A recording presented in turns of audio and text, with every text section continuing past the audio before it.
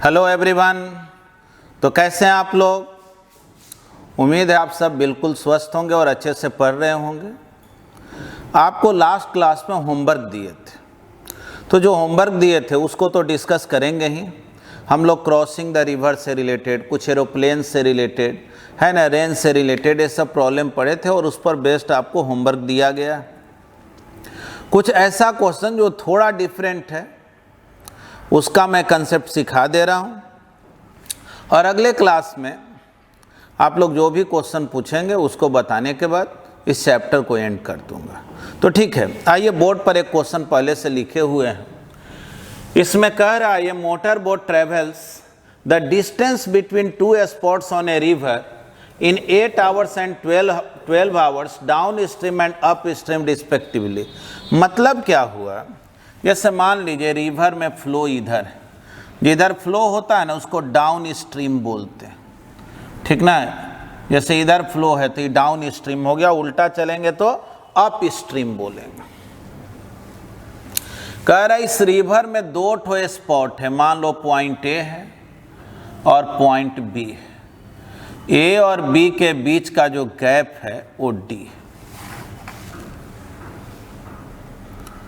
तो ए से बी तक जाने में जो बोट को टाइम लग रहा है, डाउन स्ट्रीम में टाइम लग रहा है 8 hours, अब बी से ए तक आने में लग रहा है 12 hours। जाहिर है आप अपोजिट में जब चलेंगे फ्लो के तो स्लो तो चलेंगे ही, तो अप स्ट्रीम में तो कम टाइम, ज़्यादा टाइम लगेगा ही डाउन स्ट्रीम के कंपैरिजन में, ठीक। तो मान लेते हैं v जो है वो वेलोसिटी ऑफ बोट है और v0 जो है वो फ्लो वेलोसिटी, ठीक। तो सोचो तो जब ये A से B जाएगा तो एक तो फ्लो इधर है, अब बोट को भी लेके इधर जाएगा तो तेजी से न जाएगा। यानी कि अगर बात डाउन स्ट्रीम का हो, फॉर डाउन स्ट्रीम, तो बोलेंगे टाइम जो होगा d by v plus v0। Distance जाना है d और वेलोसिटी कितना v प्लस v0, सपोर्ट न करा, यही टाइम लगेगा। क्वेश्चन में दे दिया है कि ये टाइम जो है वो 8 hours, तो ठीक, d by v plus v0, यानी v plus v0 d by 8 हो गया। चलो अब चलो, कह रहा अप स्ट्रीम, तो बोलेंगे फॉर अप स्ट्रीम, पूछा जाए अप स्ट्रीम में कितना टाइम लगेगा, तो बोलेंगे कि d बाई, सोचो बोट इधर लेकर जा रहा है, विरोध कर रहा है, तो v माइनस v0, यानी v minus v0 d by t, और t जहाँ की 12 hours, ठीक। चलो फर्स्ट लाइन जो हम लोग पढ़े यहाँ तक तो काम कर लेंगे।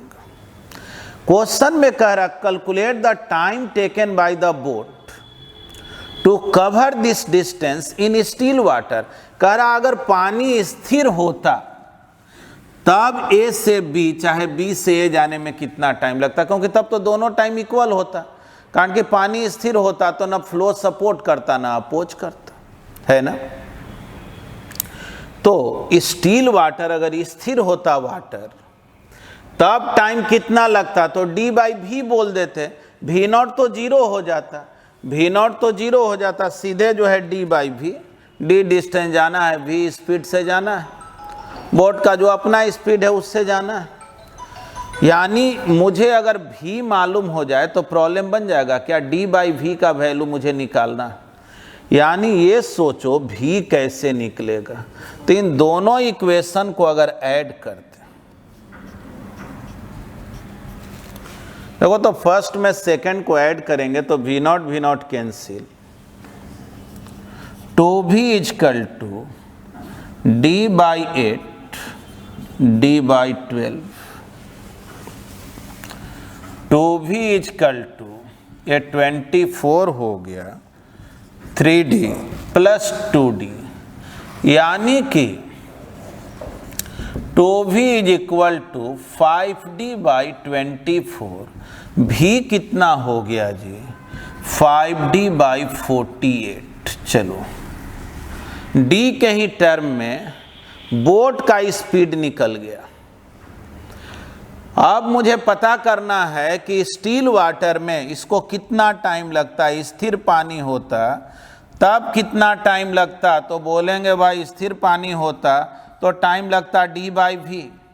अब v के जगह क्या लिखेंगे 5d बाई 48, तो टाइम हो गया 48 बाई 5 आवर्स। इसको सॉल्व करें 9.6 आवर्स। देखिए ये प्रॉब्लम तो बन गया। चलिए पहले इसको लिख लें। देखिए चैप्टर 3 एससी वर्मा में भी आप 50 और 51 प्रॉब्लम को देखेंगे तो कुछ इसी टाइप का क्वेश्चन है। आइए पहले मैं क्वेश्चन को एक्सप्लेन कर दे रहा हूं। बुक अगर है आपके पास तो आप क्वेश्चन को पहले एक बार पढ़ लेंगे। देखिए क्वेश्चन में कह रहा है क्या कि दो ठो फ्रेंड है, चलो एक का नाम ए है दूसरे का नाम बी है, दोनों एक दूसरे से डी डिस्टेंस पर है। ठीक, क्वेश्चन में कहा जा रहा कि ए जो है अपने हाथ में एक ड्रम को लिए हुए है, यानी ए ड्रम को बजा रहा है और बी जो है वो सुन रहा है। ठीक ना, क्वेश्चन पढ़ दे रहे हैं। Two friends A and B are standing at a distance x, हम डी लिख दिए हैं, उसी को वो x लिखा है, खैर उसे क्या फर्क, चलो x ही लिखते रहे। Distance x apart in an open field and wind is blowing from A to B.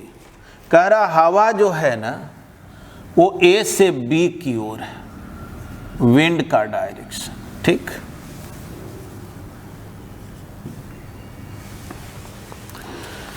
चलिए आगे कह रहा है इसी क्वेश्चन में अ बीट्स, ठीक ना, ये जो ए है, A beats a drum and B hears the sound T1 time after he sees the event. ध्यान से सुनो, इनडायरेक्टली कह रहा है ये ड्रम को बजाया और बी जो है उसको T1 टाइम के बाद सुना, यानी इनडायरेक्टली कहा जा रहा है ना कि साउंड को ए से बी तक जाने में T1 टाइम लगा।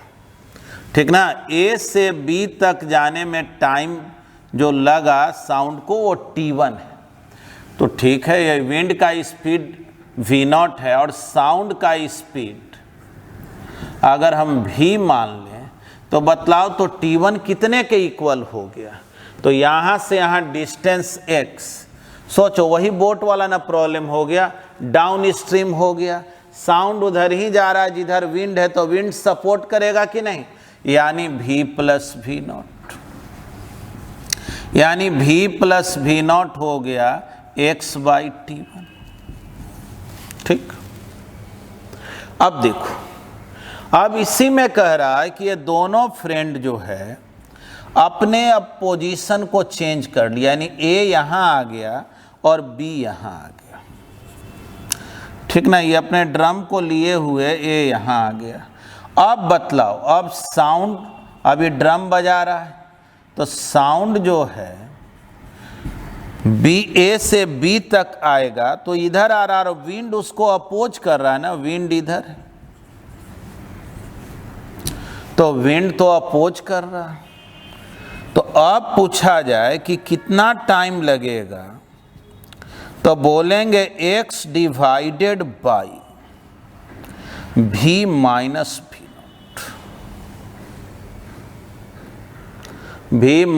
V0, तो v माइनस V0 कितना हो गया, तो x बाई T2।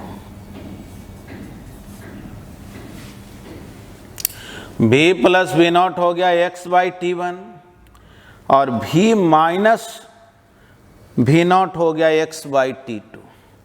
ये एक्यूरेट पिछला क्वेश्चन के तरह से। देखो तो इन दोनों को अगर ऐड कर दें तो v नॉट कट जाएगा, v निकल जाएगा ना।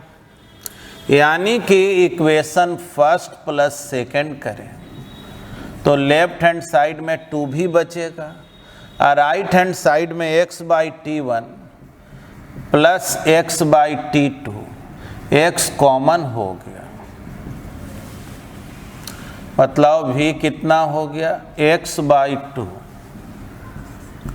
T two plus T one T two. चलिए v निकल गया क्या? तो v तो निकल गया। v नॉट क्या होगा? तो इक्वेशन फर्स्ट से सेकंड को माइनस कर दो।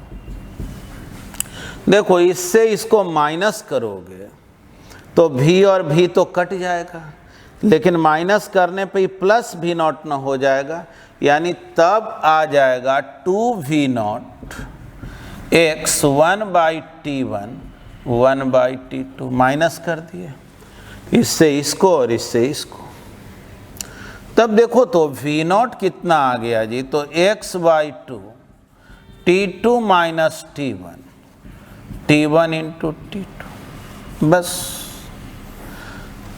विंड का भी स्पीड निकल गया और साउंड का भी स्पीड निकल गया। अब देखो इसी क्वेश्चन को आगे 51 में क्या कह रहा है? 51 में कह दे रहा है ना कि अगर मान लो a और b दोनों को मिलाने वाला जो लाइन है, अगर विंड के डायरेक्शन के परपेंडिकुलर, समझ लो एकदम क्रॉसिंग द रिवर वाला प्रॉब्लम है, जैसे इधर रिवर में फ्लो हो रहा है और एक स्विमर कहां से कहां जाना चाह रहा है? ए से बी पर, ठीक ना। स्विमर जाना चाह रहा है ए से बी पर। पूछा जा रहा आपसे ए से बी जाने में स्विमर को कितना टाइम लगेगा? तो स्विमर अपना हेड इधर किया, फ्लो इधर, रिजल्टेंट इधर चल दिया बी की ओर, है ना।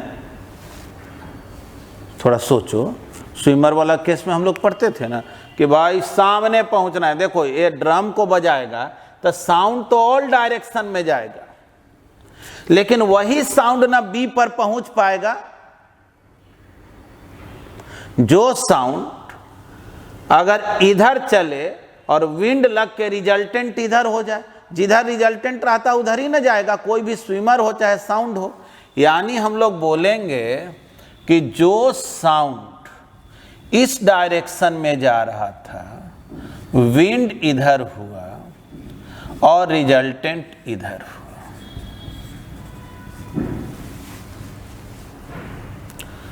और साउंड कहां चला गया? ए से बी पर। तो D by V dash, V dash क्या होगा? ते हाइपोटेनस ए बेस, तो V square minus V not square. बस बन गया। और क्या? ये काम हम लोग पहले नहीं किए हैं क्या? v का वैल्यू मालूम है, v नॉट का वैल्यू मालूम है, रख देंगे। यानी एक तरह से ये विंड वाले और साउंड वाले प्रॉब्लम को क्रॉसिंग द रिवर के कंसेप्ट पर ला दिया है ना। तो चलिए यहां तक तो नोट कर लें। आइए अब हम लोग थोड़ा एक नए कंसेप्ट को सीखने की कोशिश करते हैं। उसका नाम है वेलोसिटी ऑफ अप्रोच। सपोज कीजिए दो ठो पार्टिकल, ये पार्टिकल जो है आगे की ओर भाग रहा है v2 वेलोसिटी से, और ये जो है आगे की ओर जा रहा है v1 वेलोसिटी से, ठीक ना। ये v1 वेलोसिटी से जा रहा है। दो ठो पार्टिकल है, ये 1 है, ये 2 है। बीच का जो गैप है वो d, कहा जा रहा आपसे कि अगर V1 का वैल्यू V2 से बड़ा है तब तो ये गारंटी है ना कि ये इससे कोलाइड करेगा, इससे टकराएगा, ये तो तय है ना, क्योंकि बीच का गैप तो कम होते जाएगा, है ना। तो देखो, वेलोसिटी ऑफ अप्रोच का मतलब होता है कि किस रेट से दोनों के बीच का जो गैप है वो डिक्रीज कर रहा, ठीक ना, the rate at which separation या डिस्टेंस बिटवीन देम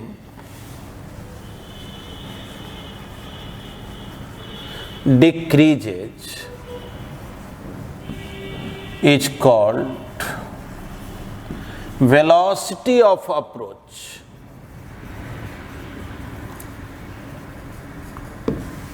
ठीक,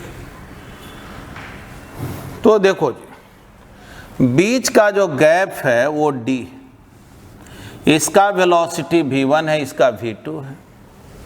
अब कहा गया वेलोसिटी ऑफ अप्रोच क्या होगा,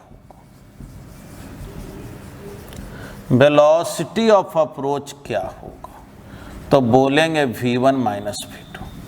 समझ लेना, v1 का वैल्यू v2 से बड़ा है,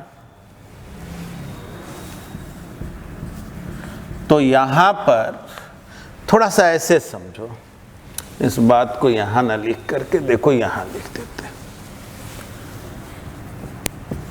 थोड़ा ऐसे समझना ना। मान लो बीच का गैप है 100 मीटर और ये जा रहा है 20 मीटर पर सेकेंड से और ये जा रहा है 15 मीटर पर, यानी हर एक सेकेंड में ये 15 मीटर आगे जाता है और ये 20 मीटर आगे जाता है। तब बीच का जो गैप है वो एक तरह से हर एक सेकंड में 5 मीटर कम हो जा रहा है ना, ये गया 20 मीटर और ये गया 15, तो सोचो ये 5 एक्स्ट्रा चल लिया कि नहीं, यानी हर एक सेकंड में दोनों के बीच का जो गैप है वो 5 मीटर से कम हो रहा है। तो अगर बीच का गैप 100 मीटर है तो कितना टाइम लगेगा, हर एक मीटर में, हर एक सेकंड में 5 मीटर समझो गायब हो रहा है, तो जाहिर है 100/5 यानी 20 सेकंड लगेगा। तो वेलोसिटी ऑफ अप्रोच क्या हुआ, वेलोसिटी ऑफ अप्रोच बोलेंगे v1 माइनस v2। पूछा जाए कितने टाइम के बाद 1 2 से कोलाइड करेगा, time after which 1 will collide the 2। तो बीच का गैप है d और एक दूसरे के नजदीक आने का रेट है v1 माइनस v2, तो टाइम कितना हो गया, d/v1 माइनस v2। यही हो गया वेलोसिटी ऑफ अप्रोच। अब देख सेकंड एग्जाम्पल, सपोज करो v1 जो है वो इधर है, ये 2 है, ये 1 है, ये θ1 है और ये θ2।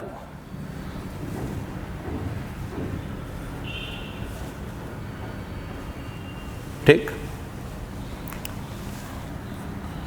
अब जो है बीच का गैप d है। पूछा जाए कि वेलोसिटी ऑफ अप्रोच क्या,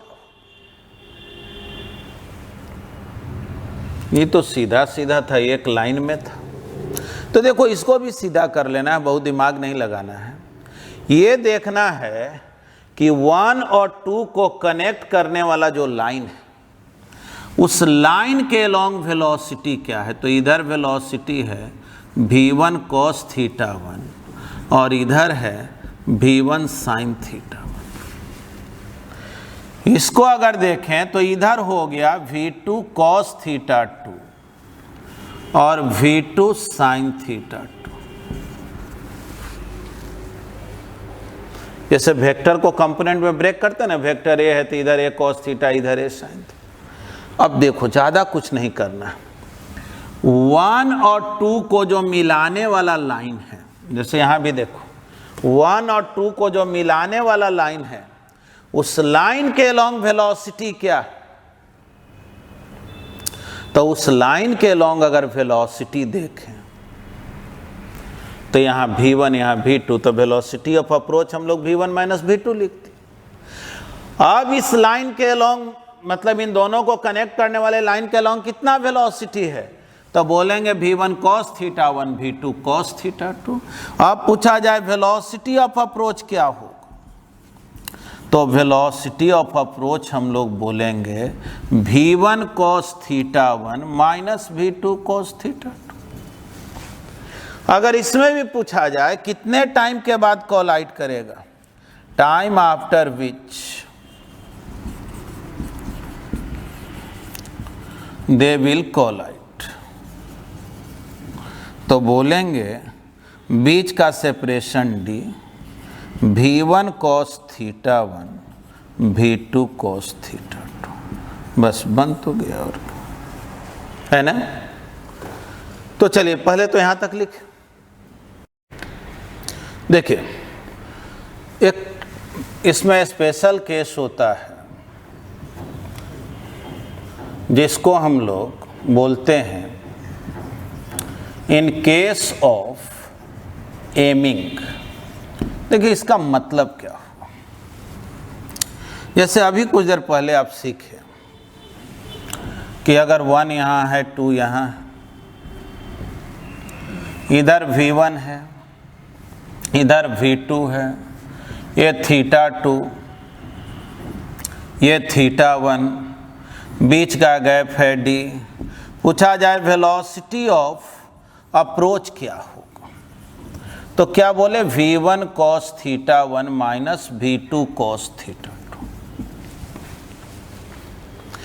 लेकिन सोचिए अगर ये जो 1 है ना वो 2 को एम कर रहा हो, एम करने का मतलब होता है कि जब वो देखा 2 यहां पर है तो 2 की ओर चल दिया, तो बतलाओ तो इधर ना जाके अगर इधर चलेगा तो ये एंगल 0 ना हो जाएगा। दोनों को मिलाने वाले लाइन के लॉन्ग चलेगा तो ये एंगल 0 हो जाएगा कि नहीं। तब हम लोग थीटा 1 के जगह क्या लिख देंगे 0।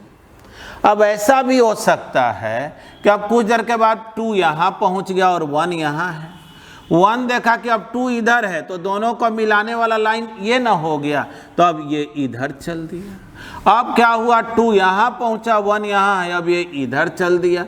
लेकिन खैर उससे हमको मतलब नहीं है।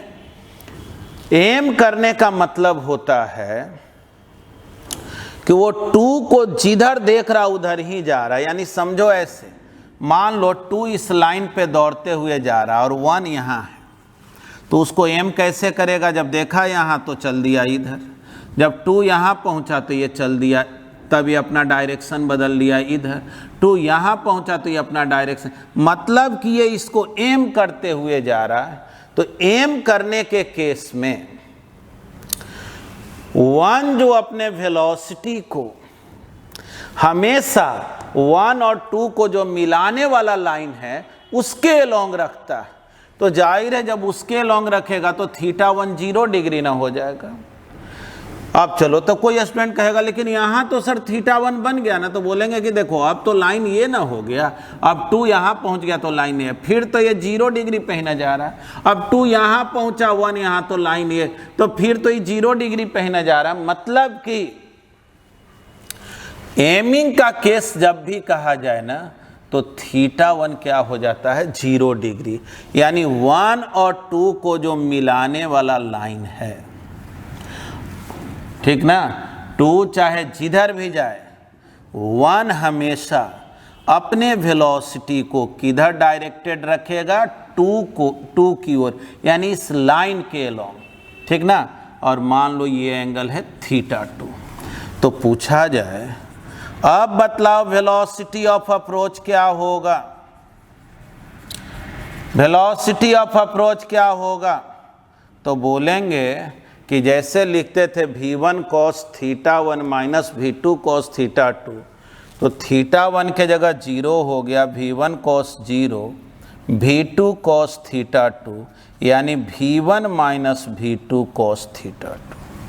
इसमें भी पूछा जाए कि अगर बीच का गैप d है तो कितने टाइम के बाद कोलाइड करेगा, time after which they will collide,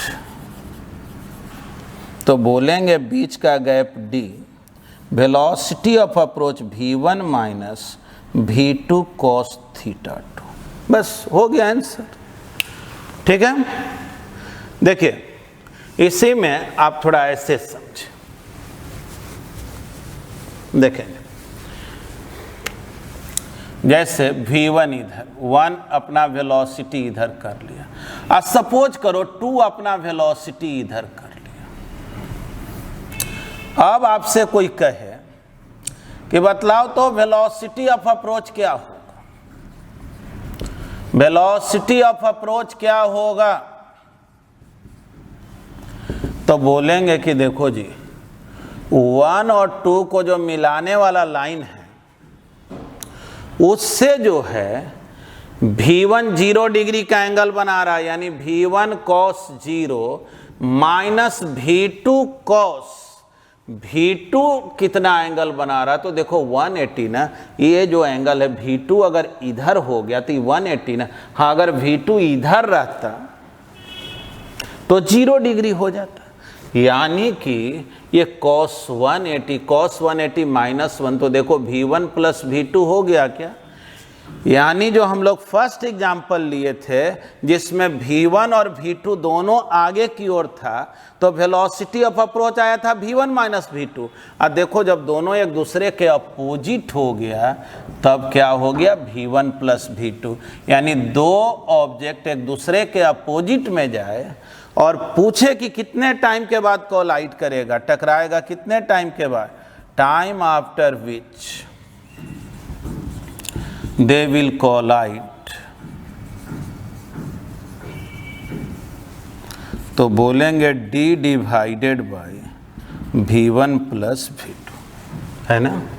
तो चलिए नोट किया जाए इसको। अब देखिए इसी पर बेस्ड जो है कुछ क्वेश्चन है चैप्टर 3 में एस.सी. वर्मा 52 नंबर प्रॉब्लम अगर आप देखें तो देखिए क्वेश्चन में क्या कहा जा रहा, कह रहा है कि एक रेगुलर हेक्सागन, ठीक ना,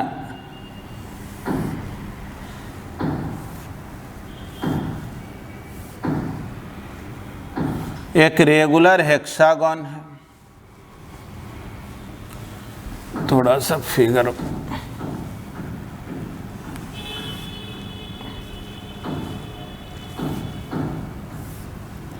चलिए इसको रेगुलर मान लीजिए, सब साइड इक्वल है, भले फिगर में बना हो चाहे नहीं बना, ठीक। एक रेगुलर हेक्सागन और इसके प्रत्येक कॉर्नर पर एकक पार्टिकल है, जाहिर है हेक्सागन है तो 6 पार्टिकल होगा, 6 कॉर्नर। कह रहा है क्वेश्चन में कि इसका साइड लेंथ a, ठीक। अब देखो जी, कह रहा अभी सब बैठा हुआ था, अचानक जो है 1m कर रहा है 2 को, 2m करने लगा 3 को, 3m करने लगा 4 को, 4 5 को, 5 6 को, 6 1 को। सबका सिचुएशन एक जैसा है। 1 से 2 कितना आगे है a, वैसे ही 2 से 3 भी कितना आगे है a, 3 से 4 भी है कि नहीं, सबके लिए एक ही सिचुएशन है। साथ में अगर केवल 1 और 2 का बात करें, क्वेश्चन में देखो जब 2 को देखा 1 देखा कि 2 यहाँ है तो 1 इधर चलेगा, एम करने का मतलब यही हुआ। तो ये भी देखो 3 को देखा, ये इधर चल दिया। तो सोचो ये जो एंगल है, पढ़े हो ना कि हेक्सागन में ये एंगल 60 डिग्री होता है। एक्चुअल में इसका फॉर्मूला होता है 2π/n। 2π मतलब 360, n हो गया नंबर ऑफ साइड, 60 डिग्री। चलो ये एंगल है 60 डिग्री। तो वेलोसिटी ऑफ अप्रोच अगर पूछा जाए, वेलोसिटी ऑफ अप्रोच, तो अभी ना आप पढ़े एमिंग के केस में v1 cos 0, तो cos 0 के जगह 1 और v1 के जगह भी v minus v cos theta. अभी हम लोग सीखे थे v1 cos 0 minus v2 cos theta 2 लिखते।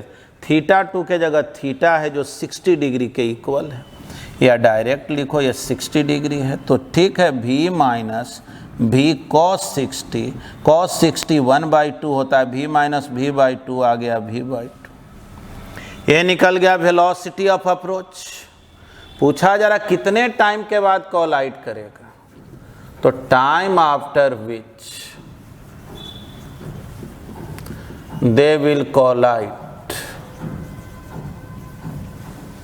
तो कोई दिमाग नहीं लगाना, बीच का गैप है, velocity of approach v/2, answer कितना 2a/v हो गया, बन गया। इसमें कौन बुद्धि लगाना, 2a/v टाइम के बाद कोलाइड करेगा। अब देखो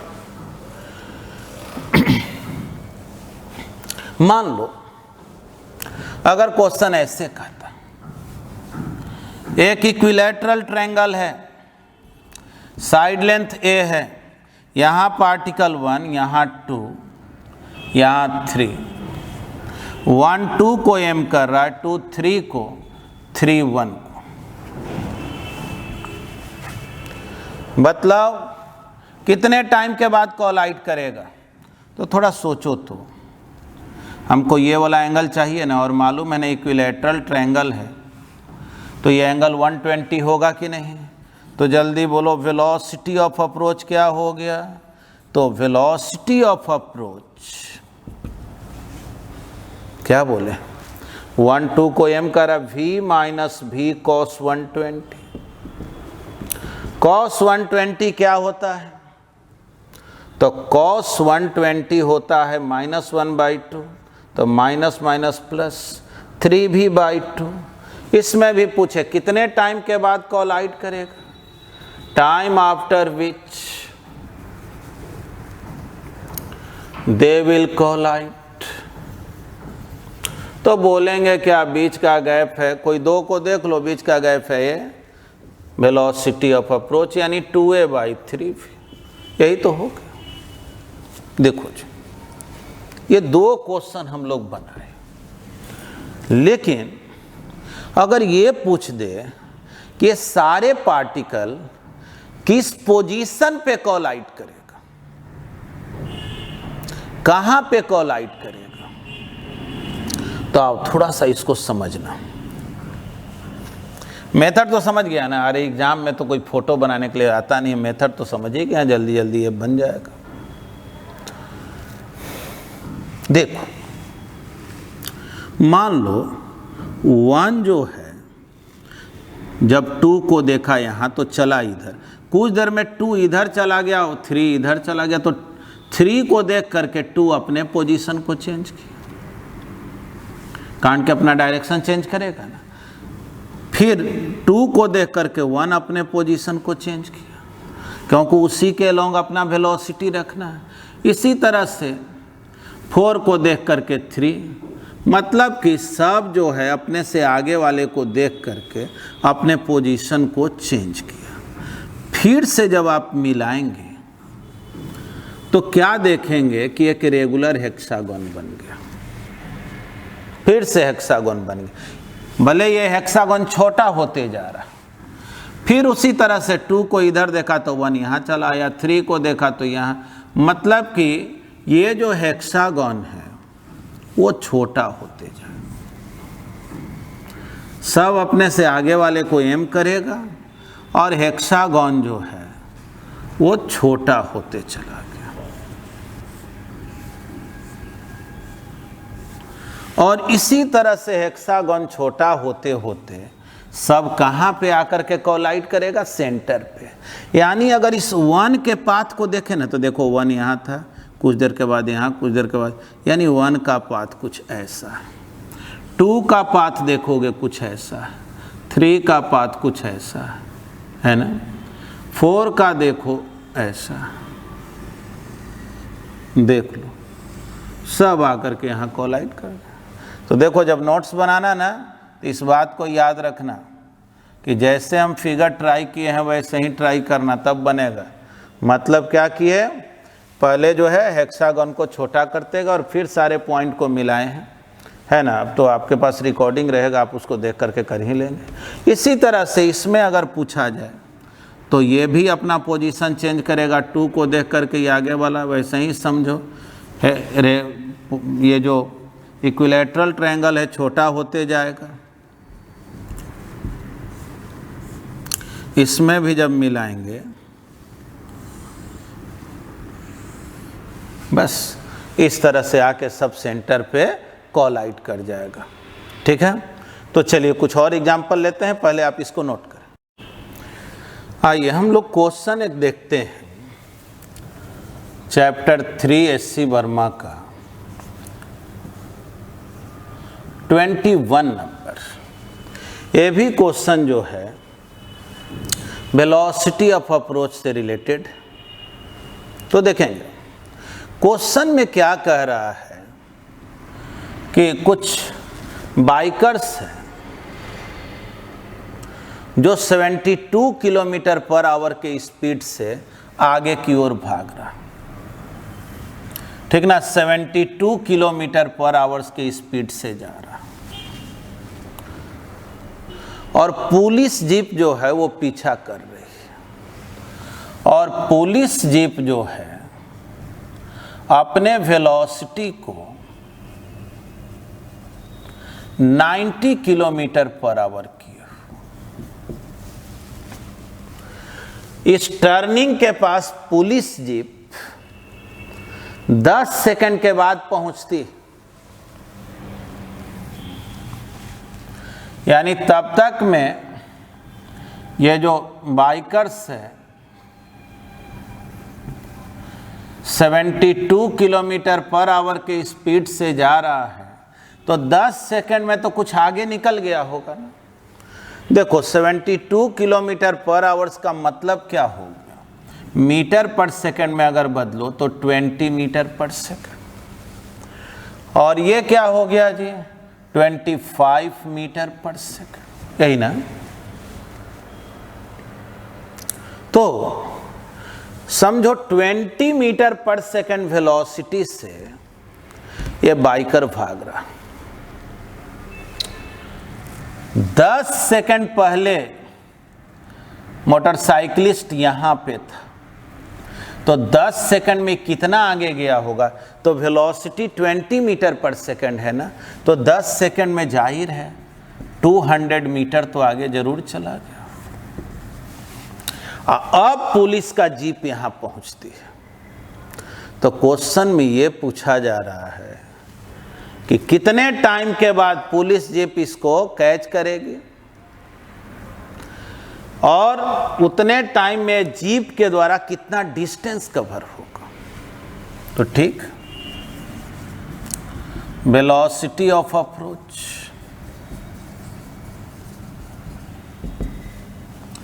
25 माइनस 20 यानी 5 metre per second, time after विच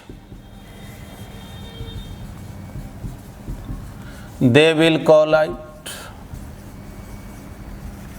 कितने टाइम के बाद कोलाइड करेगा, तो 200 मीटर डिवाइडेड बाय 5 यानी 40 सेकेंड। 40 सेकेंड के बाद जो है ये पुलिस जीप जो है ये मोटरसाइकिलिस्ट से कोलाइड कर जाए। तो इस 40 सेकेंड में कितना डिस्टेंस कवर किया गया पुलिस जीप के द्वारा। Distance covered by the jeep in 40 second, तो क्या होगा? तो आप जानते हैं S = V/T होता है, इसके वेलोसिटी को V1 बोलते हैं, इसके V2, यानी V1 × T। जीप कितना डिस्टेंस कवर किया, तो बोलेंगे क्या, V1 है 25, टाइम है 40, यानी 1000 मीटर, यानी कि 1 किलोमीटर। यानी पुलिस जीप जो है 1 किलोमीटर आगे जा कर के इस कल्प्रिट को, मोटरसाइकिलिस्ट को कैच कर लेगा, पकड़ लेगा, है ना। यही क्वेश्चन है 21 नंबर।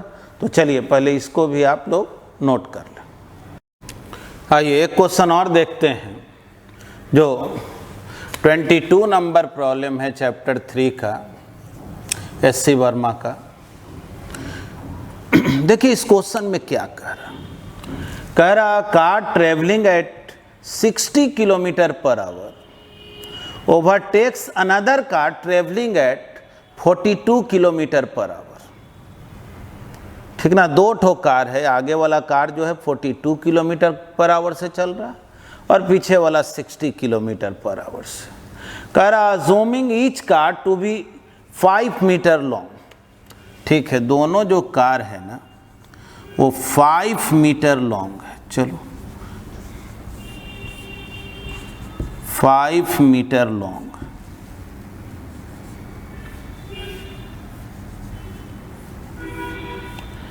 ये जो कार है इसका वेलोसिटी 42 किलोमीटर पर आवर और इसका वेलोसिटी 60 किलोमीटर पर आवर। दोनों का लेंथ 5 मीटर है। कह रहा ये बतलाओ कितने टाइम के बाद एक दूसरे को ओवरटेक करेगा। देखो पहले ओवरटेकिंग का मतलब समझो। जैसे दो ठो कार है, दोनों जा रहा है, देखो दोनों जा रहा है, पीछे वाला कार थोड़ा फास्ट जा रहा है, तो क्या यहाँ पहुँच गया तो बोलेंगे ओवरटेक कर गया? नहीं, ओवरटेक करने का मतलब होता है यहाँ ऐसे पहुँच जाए, नहीं इस तरह से हो जाए। जैसे यहाँ से चल रहा है, ठीक ना, देखना ध्यान से, ओवरटेक का मतलब क्या होता है। जैसे अभी दोनों का जो है, इसका टेल था, इसका हेड है ना, इसका टेल इसका हेड दोनों एक जगह था। आए अब देखो ये थोड़ा फास्ट हो गया, फास्ट हो गया, यहाँ जब पहुँचेगा तो बोलेंगे हाँ ओवरटेक करके, है ना। तो मतलब कि ऐसे समझो, ये इस पॉइंट को 1 बोल रहे हैं, इस पॉइंट को समझो 2 बोल रहे हैं। 1 जब 2 के सामने पहुंच जाए, इसके हेड के सामने जब इसका टेल पहुंच जाए तो समझेंगे ओवरटेक कर गया। तो अब पूरे कार से मतलब मत रखो, माइंड में समझो कि यहाँ 2 है, यहाँ 1 को ओवरटेक करना है 2 को, यानी 2 के पास पहुंच जाना। ये यहाँ पहुंच जाएगा तो ओवरटेक कर गया ना। तो अभी ना ऐसा क्वेश्चन बनाए थे कि 2 आगे आगे जा रहा, 1 पीछे पीछे, कब जाके टकराएगा, तो कब एक जगह पहुंचेगा, यही ना बात हुआ। तो देखो ऐसे क्वेश्चन को इस तरह से बना सकते हैं। वेलोसिटी ऑफ अप्रोच निकालो, वेलोसिटी ऑफ अप्रोच, तो बोलेंगे v1 माइनस v2, तो कितना है जी 60 kilometre per hour minus 42 kilometre per hour, यानी 18 किलोमीटर पर आवर। इसको मीटर पर सेकंड में बदलें तो 5 मीटर पर सेकंड। ठीक है, टाइम फॉर ओवरटेकिंग, ओवरटेकिंग में कितना टाइम लगेगा, बोलेंगे 1 और 2 के बीच गैप क्या है, तो 10 मीटर। वेलोसिटी ऑफ अप्रोच 5 यानी 2 सेकंड लगे। 2 सेकंड में ओवरटेक कर जाएगा, ठीक ना। ओवरटेक करने का मतलब हुआ 1 जो है 2 के सामने पहुंच जाए। तो क्या 2 यहीं बैठा हुआ है कि आ जाओ हम तुम पार कर जाओ तब हम चलेंगे, ऐसा तो नहीं है। माने इतना देर में 2 भी जो है 2 सेकंड में 2 भी इधर कहीं पहुंचा, ये कार यहां पहुंचा, और कार 1 जो है इसके टेल को 1 बोले हुए। देखो जी, ऐसा पोजीशन हो गया होगा तब ना हम लोग बोलेंगे कि ओवरटेक कर गया। यानी ऐसा कब होने वाला है? तो 2 सेकंड के बाद होने वाला है। अब क्वेश्चन में आगे पूछ क्या रहा, तो कह रहा है कि टोटल रोड कितना यूज होगा, टोटल रोड कितना यूज होगा। तो बोलेंगे कि देखो जी, अगर ये पूछा जाए, सब देखो रोड तो यहां से यहां तक नहीं यूज हुआ है, यहां से यहां तक। कार 2 तो बीच ही में रह गया, वो एक्स्ट्रा रोड तो यूज किया नहीं है। तो ये देख लो कि ये पॉइंट 1 यहां से यहां गया है, तो ये कितना डिस्टेंस कवर किया, और उसमें अगर 5 मीटर ऐड कर दो तो टोटल रोड यूज हो। तो डिस्टेंस कवर्ड बाय 1 क्या हुआ? Distance covered by 1 in 2 second. तो जाहिर है S equal to V1 into t. V1 कितना हुआ? तो V1 दिया हुआ 60 किलोमीटर पर आवर, तो 60 इंटू 5/18 कर दिए मीटर पर सेकंड में, और टाइम 2 सेकंड है। तो बतलाओ तो डिस्टेंस कितना कवर किया? 2 से इसको कैंसिल करेंगे, ये 9 हो गया, ये 3, ये 20। देखो तो ये 100/3 मीटर आया क्या? 100/3 मीटर समझो तो ये 0.1 डिस्टेंस कवर किया। तो सोचो रोड तो 5 मीटर ज़्यादा नहीं यूज हुआ। ऐसे भी सोचो कि ये कार कहीं नहीं भी जाता, रुका हुआ भी रहता, तो 5 मीटर रोड यूज किया कि नहीं? तो सोचो जब ये 5 मीटर ऑलरेडी यूज कर रहा है, और अगर 3 ही मीटर ही आगे जाएगा तो टोटल रोड यूज 8 मीटर ना हो जाता। तो ये कितना आगे गया है? तो 100/3 मीटर। तो पूछा जाए कि टोटल रोड यूज कितना हुआ, तो बोलेंगे 100/3 प्लस 5 यानी कि 115/3 मीटर, यही ना। देख लो 38 पॉइंट समथिंग मीटर होगा। तो अब जो है हम लोगों को रिलेटिव मोशन में कुछ जो डिफरेंट टाइप्स ऑफ प्रॉब्लम था उसको देख लिए, इस पर भी प्रैक्टिस करा दिए हैं। अगले क्लास में आप लोग जो क्वेश्चन पूछेंगे या कुछ ऐसा क्वेश्चन जो आप नहीं भी पूछेंगे लेकिन बताना ज़रूरी होगा तो उसको मैं बताऊंगा, और उसके बाद जो है ये चैप्टर एंड हो जाएगा और फिर हम लोग पढ़ेंगे न्यूटन्स लॉ ऑफ मोशन। ठीक है, थैंक यू, धन्यवाद।